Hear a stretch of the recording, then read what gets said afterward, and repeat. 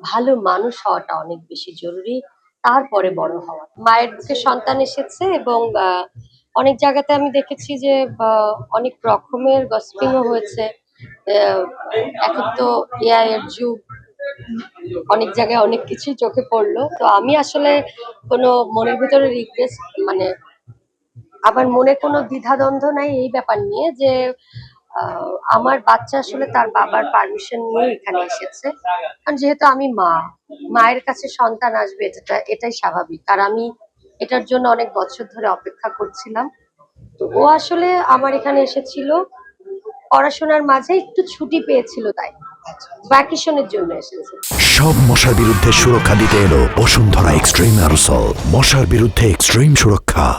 আবার ও এখন স্টাডি করছে, আবার যখন একটু ছুটি পাবে, উইকলি হোক বা মান্থলি হোক, তখন আমার কাছে আবার চলে আসবে ঘরোয়া ভাবে। কারণ অনেক কিছু আনতে চাইনি, কারণ কিছু ব্যাপার আছে, অনেক ফিলিংস আসলে আমরা ফেসবুক পেজে মনের অজান্তে, কারণ আমরা তো মানুষ, আসলে দিন শেষে আমরা রক্তে মাংসে গড়া মানুষ। আমাদের মনের আবেগগুলো আমরা হয়তোবা সোশ্যাল মিডিয়াতে প্রকাশ করে ফেলি।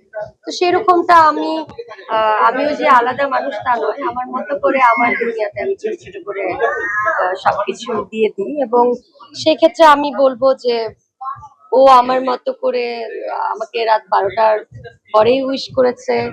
তারপরে একটা হাগ করে আম্মুকে যদি বলা হয় যে মা আমি তোমাকে অনেক ভালোবাসি, এর থেকে বেস্ট গিফট কি আর কিছু আছে?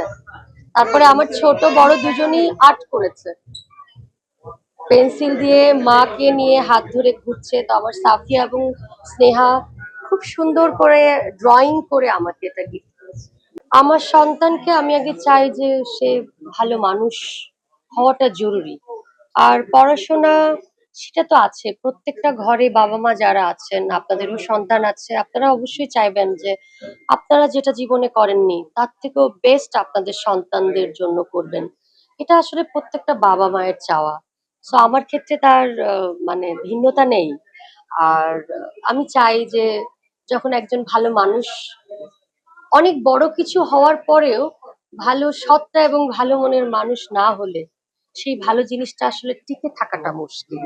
তা আমি এই জন্য বরাবরই সব থেকে বেশি প্রাধান্য দিই যে একজন মানুষ ভালো মানুষ হওয়াটা অনেক বেশি জরুরি, তারপরে বড় হওয়া।